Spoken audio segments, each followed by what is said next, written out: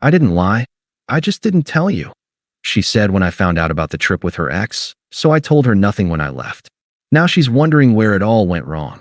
Hey viewers, before we move on to the video, please make sure to subscribe to the channel and hit the like button if you want to see more stories like this. Thanks. I used to think that honesty was the simplest thing in the world. You either told the truth or you didn't. It wasn't a spectrum. There weren't footnotes or exceptions. At least, that's how I lived my life. Maya was different. She had a way of bending words until they worked in her favor, like reality was just another marketing pitch. Maybe that should have been my first clue. She worked in marketing after all, always spinning things to sound prettier than they were. When we met 3 years ago, she was this bright, quick-witted woman who made everything feel alive. I was the quiet one, the grounded one. She used to tell me that's what she loved about me, that I made her feel safe. I didn't realize until much later that safe was just another word for temporary in her vocabulary. Our life together wasn't flashy, but it was steady.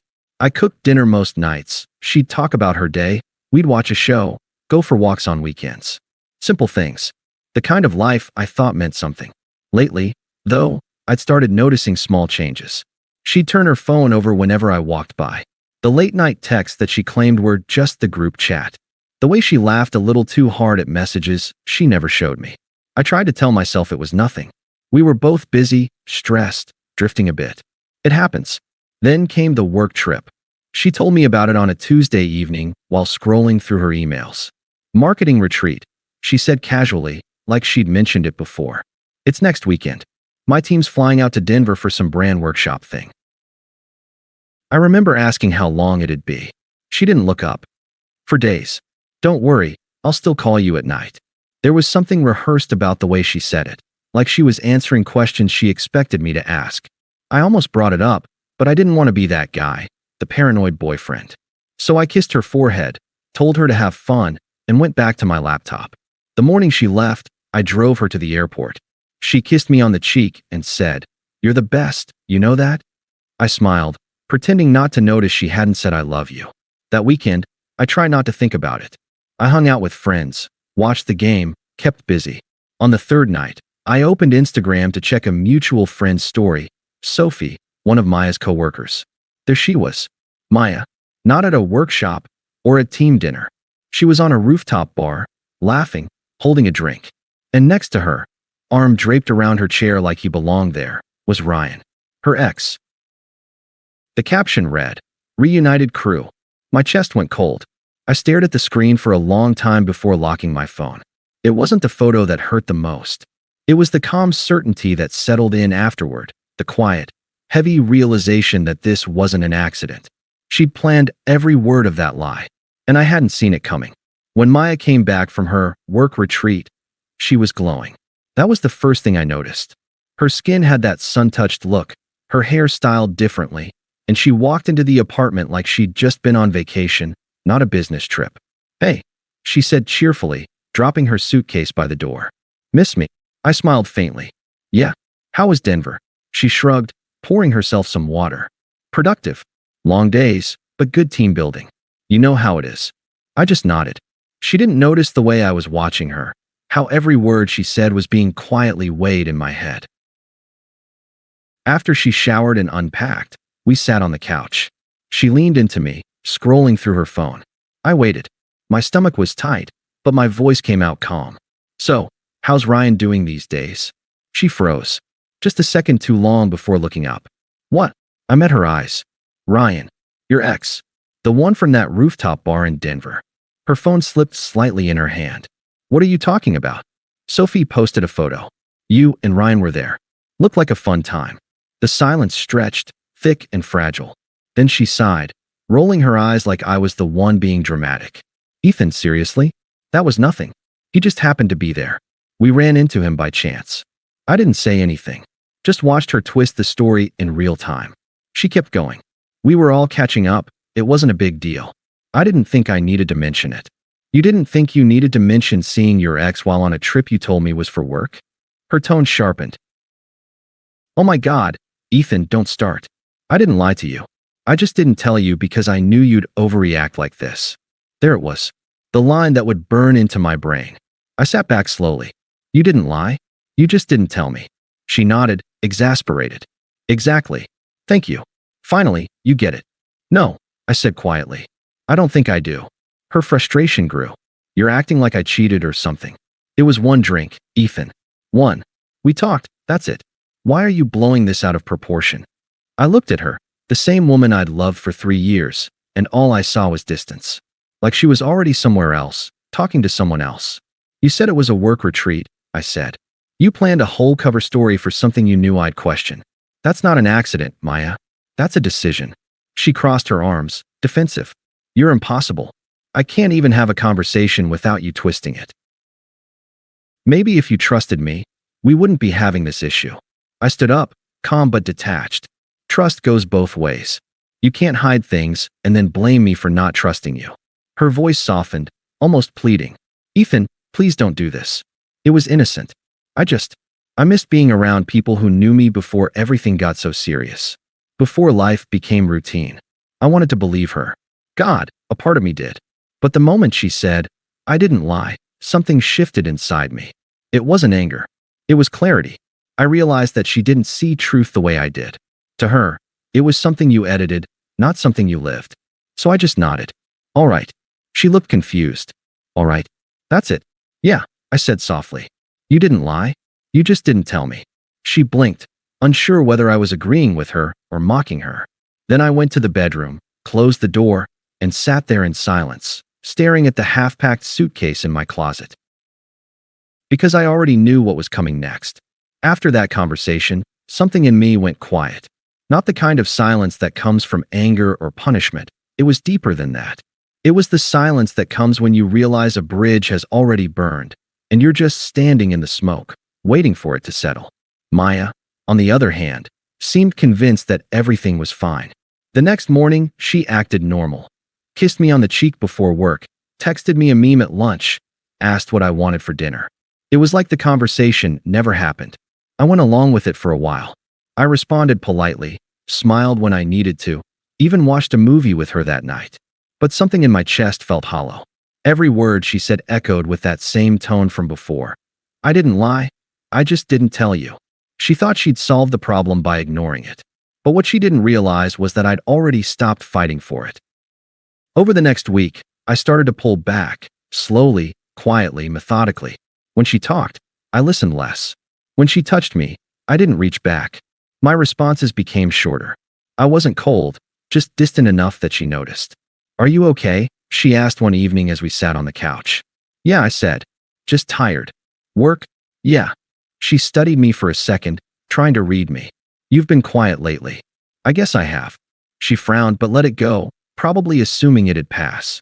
But it wasn't going to. I'd made a decision. I just hadn't told her yet. I started moving things out one piece at a time. First my spare laptop, then a few shirts, then the old duffel bag with my tools. I told her I was taking stuff to the office to declutter. She didn't question it. Every night, when she'd fall asleep, I'd sit in the living room, looking around at the apartment we'd built together. The framed photos, the fake plant she insisted on buying, the throw blanket she loved, all of it felt like props from someone else's life. I thought about how easy it had been for her to hide something so deliberate behind a smile. How easily she'd twisted the truth until she could live with it. I realized that I didn't want to spend another year wondering what else she wasn't telling me. A few days later, she made dinner, pasta with garlic bread, and put on music. She was trying. I'll give her that. Halfway through eating, she leaned forward. Ethan, can we just move past this? She asked. I hate feeling like you're still mad. I'm not mad, I said. Then what? I'm just done. She laughed, confused. Done with what? With pretending. Her smile faltered. You're being weird lately. Did something happen? I met her eyes. You happened. For a moment, she looked genuinely hurt, but then her expression hardened. You're really going to throw everything away because I didn't tell you about one stupid drink? I didn't answer. I just got up, took my plate to the sink, rinsed it, and left it there. That night, I stayed awake beside her, staring at the ceiling while she slept peacefully next to me, completely unaware that I was already gone. In the morning, I packed the rest of my things. Not all of them, just enough to start over. I didn't leave a note. I didn't send a message. I figured she'd understand eventually. After all, I didn't lie. I just didn't tell her. Maya didn't realize I was gone until early afternoon. I know because she called at 1:17 p.m., 3 missed calls, then a text. Hey, where are you? Thought you were working from home today. Then another. Did you take your stuff somewhere? Half your closet's empty. And then, the one that told me she finally understood. Ethan, what the hell is going on? I didn't reply. I was already in my new place. A small one-bedroom I'd found 2 weeks earlier under the guise of needing a quiet spot to focus. The landlord didn't even ask for references. He just handed me the keys and told me to enjoy the peace. It felt fitting. When Maya showed up that evening, I wasn't surprised. She had that same sharp energy I'd seen when she was caught in a lie, part panic, part defiance. She knocked hard at first, then started ringing the doorbell over and over. I opened the door halfway, calm as I could manage. Can we talk? She demanded, stepping forward like she owned the place. I blocked the doorway. About what? She stared at me like I'd lost my mind. What do you mean, about what? You disappeared. You moved out without saying anything. I didn't disappear, I said quietly. I left. That's not the same thing. It is to me. She threw her hands up. Ethan, this is insane. You're acting like I cheated or something. I didn't. You know I didn't. I know, I said. You just lied by omission, right? That's what you called it. Her face twisted in frustration. Oh my God, are you really doing this? Over one drink. You're seriously that insecure? That word, insecure, landed like a punch. Not because it was true, but because it was the same word she'd used to justify everything she did that crossed a line. Every time she texted her ex innocently. Every time she made plans behind my back because she didn't want to deal with my reaction. I wasn't insecure. I was exhausted. You know, I said, leaning against the doorframe. You've been telling yourself that for so long you actually believe it. That you're the logical one and everyone else is just overreacting. She scoffed. You're being dramatic. Maybe. Or maybe I finally see things clearly. Her tone shifted. She softened, tried to sound gentle. Ethan, come on. You're not thinking straight. We can fix this. I didn't mean to hurt you, okay? I just didn't want to make things awkward at work. You would have been mad if I told you. That's the point, I said. You decided how I should feel before I even had a chance to. She looked away, her jaw tightening. So what now? You're just done? That's it. Yeah. After everything we've been through. Especially after everything we've been through. Her eyes started to gloss over, and for a second, I almost wavered. But then I remembered the look on her face when she'd said, I didn't lie, I just didn't tell you. She hadn't been sorry. She'd been smug. Proud of her loophole. I don't understand you, she said quietly. You're really throwing this away. No, I said. You threw it away. I'm just walking out of the ashes. She stared at me for a long moment, her mouth trembling between anger and disbelief. Then she stepped back, arms crossed tightly across her chest. You're making a mistake, she muttered. Maybe, I said. But it's mine to make. I closed the door gently before she could reply. I stood there for a while, listening to her footsteps fade down the hallway, followed by the sound of her car starting. For the first time in months, I felt something that almost scared me. Peace. No shouting. No explaining. No mental gymnastics. Just quiet. Later that night, she texted me again. I can't believe you actually left. You're not even giving me a chance. I didn't respond. Then another. If you'd just talk to me, you'd see I never meant to hurt you. Still nothing. And finally, you'll regret this when you realize no one else will ever love you like I did. That one made me smile. Because for once, she was right. I didn't want anyone to love me like that ever again. The first week after I left, she went silent. No calls. No texts. No social media posts. Just nothing. And honestly, it was exactly what I needed. I went to work, came home to my quiet apartment, cooked simple meals, and started sleeping through the night again. There was no tension, no second-guessing every word I said, no wondering what she wasn't telling me. Just peace. But of course, peace never lasts long when someone like Maya is involved. It started with a message from one of our mutual friends, someone she'd never expected to still talk to me. Hey man, just a heads up, Maya's been posting some stuff online. You might want to check. Against my better judgment, I did.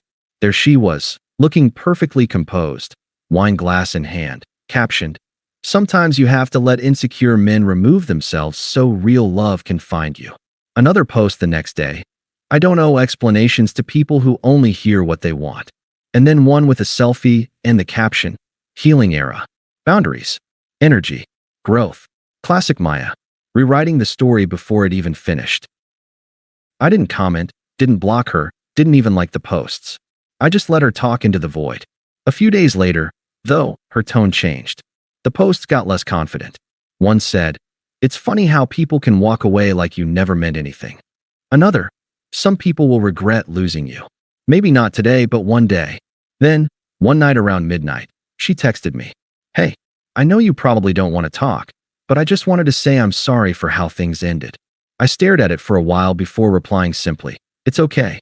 I'm not angry." She responded almost instantly, "You sound so cold." "Just calm." I wrote back, "Can we meet? Just to talk. There's nothing left to talk about." She didn't like that. Her next message came through in a burst. "You're acting like I cheated or something. I made one mistake. You could have at least tried." "I did," I replied. "For a long time." That was the last text I sent her. The next few weeks were strange. She'd swing between anger and nostalgia. One day she'd message something bitter, "You're not as perfect as you think." The next, she'd send something sentimental like, "I miss waking up next to you." I never replied to any of them. And as she spiraled, I started rebuilding. Slowly, but intentionally. I focused on work, reconnected with friends I'd neglected because Maya always found them annoying, and picked up running again. My boss even noticed the change and offered me a project lead position, the same one I'd turned down months ago because Maya said it would take too much of my time away from us. It hit me then how much of myself I'd given up to keep her comfortable. 2 months after the breakup, I ran into her by accident at a cafe near downtown. I didn't even recognize her at first. Her hair was shorter, she looked tired, like she'd been burning herself out trying to prove she was okay. She spotted me before I could leave. "Ethan." "Hey, Maya." We stood there in that awkward silence that only exists between two people who used to know everything about each other. "You look good," she said, her tone careful, rehearsed. "Thanks. You too." She hesitated, then laughed lightly. "So, you just never planned to talk to me again?" I didn't see the point. "That's cold." "No," I said. "It's final." She blinked at that, like she didn't know how to respond. "I thought we meant more than that." "We did," I said. "But meaning something doesn't make it right." Her lips parted, but nothing came out. For the first time since I'd known her, she didn't have an answer. After a few seconds, she sighed. "You really don't miss me at all?" I thought about it. About our laughter, the road trips, the late-night talks. Then about the lies, the manipulation, the constant half-truths. "I miss the idea of you," I said finally. "Not the reality." That one hit her. She just nodded, forcing a small smile that didn't reach her eyes. "Well," she said quietly, "I hope you're happy." "I am," I told her. And for once, it wasn't something I had to convince myself of. She turned to leave, and as she walked away, I felt nothing. No anger, no sadness, no longing. Just relief. Later that night, I saw another post on her page. "Sometimes losing someone is the only way to realize how replaceable you really were to them." I didn't react, because she was wrong. She wasn't replaceable, just removable. And that's exactly what I'd done. 6 months. That's how long it took for everything to come full circle. By that point, I'd built a life that finally felt like mine again. My apartment didn't echo anymore. I'd filled it with music, books, and plants I never thought I'd keep alive. My mornings weren't heavy. My nights weren't silent. I wasn't waiting for texts that never came or decoding vague captions online. I was just living. It's amazing how calm life feels when no one is constantly testing your patience under the excuse of, "That's just who I am." Then, one Friday afternoon, as I was leaving the office, my phone buzzed. A text from a number I hadn't seen in months. "Hey, can we please talk? Just 5 minutes. It's important." "Maya." I didn't respond. But curiosity got the better of me when another message came through seconds later. "Please, Ethan. I just need to see you. I'm at that coffee shop we used to go to." I could have ignored it. I probably should have. But some part of me wanted to see her. Not to rekindle anything, but to see what remained of the person who once made me question my worth. When I walked in, she was sitting at our old table by the window, nursing a half-empty cup. She looked smaller somehow. Not physically, just deflated. Hey, I said, taking the seat across from her. She looked up and smiled weakly. You came. For a few minutes, I said. What's this about? She bit her lip, looked down, then back at me. I'm not going to lie. Things haven't been great. I stayed silent. Ryan, she started, then stopped. Well, that ended. Turns out he's not who I thought he was. I nodded slowly. They usually aren't. Her face tightened. I know I hurt you. And I know I don't deserve anything from you. But I can't stop thinking about how we were before all this. How you treated me. How you made me feel safe. There it was, safe. The same word she'd used when she first described me to her friends. The same word she'd used right before she traded me for excitement. Maya, I said quietly, you didn't want safe. You wanted validation. You wanted to chase whatever felt new, just to prove you could still get it. That's not fair, she said, her voice trembling slightly. Maybe not, but it's true. She looked down at her cup again. I just thought, maybe we could start over. Go slow. I've changed. I leaned back, watching her carefully. You said the same thing to him, didn't you? Her eyes flicked up, wide. What? When you got back together with Ryan. You told yourself you'd changed, that it would work this time. How'd that turn out? Her lips parted, but she didn't answer. She didn't have to. I'm not saying this to hurt you, I continued. I just think you confuse regret with growth. Missing something isn't the same as becoming better. She blinked, like the words physically stung. So that's it. You really don't want to even try. Maya, you burned the bridge, I said, calm and even. And then you stood there waiting for me to swim back. She laughed softly, a hollow, shaky sound. You sound different. Colder. No, I said. Just clear. She wiped at her eyes, quickly, as if embarrassed. I thought if I apologized you'd. I don't know. Remember how good we were. I do remember, I said. That's exactly why I won't go back. Silence settled between us, long, heavy, final. She looked out the window, nodding slowly like she was finally realizing something that had been obvious to everyone but her. You really moved on, huh? She said quietly. Yeah, I said. I had to. She gave a small, sad smile. I'm happy for you. I mean that. I hope you figure things out too, I said. For your own sake. When I stood up to leave, she didn't stop me. She just looked up with this faint, lost expression, like she was seeing the version of me she'd thrown away and realizing there was no way back to him. That was the last time I ever saw Maya. A few weeks later, I heard through a friend that she'd quit her job, that she'd moved back in with her sister for a while. The healing era post stopped completely, and I didn't feel satisfaction, just distance. Because her downfall wasn't mine to celebrate. Her life wasn't my concern anymore. Mine had already moved forward. The promotion I took turned into a leadership role. I started mentoring younger guys at work, some going through breakups, some just trying to figure out who they were outside of relationships. Funny how life circles back like that. One of them asked me recently, how do you know when you're over someone? I told him, when their name feels like a memory, not a trigger. And that's where I am now. Maya's just a name I used to say a lot. A story I lived through once. If she ever tells it, I'm sure she'll spin it her way. How I gave up too easily, or how I changed after she left. But I know the truth. I didn't change. I just stopped accepting less than what I gave. Sometimes I scroll back through old photos, not to reminisce, but to remind myself of how far I've come since then. Because the best part of walking away isn't proving them wrong. It's finally being free from needing to. That's the real peace.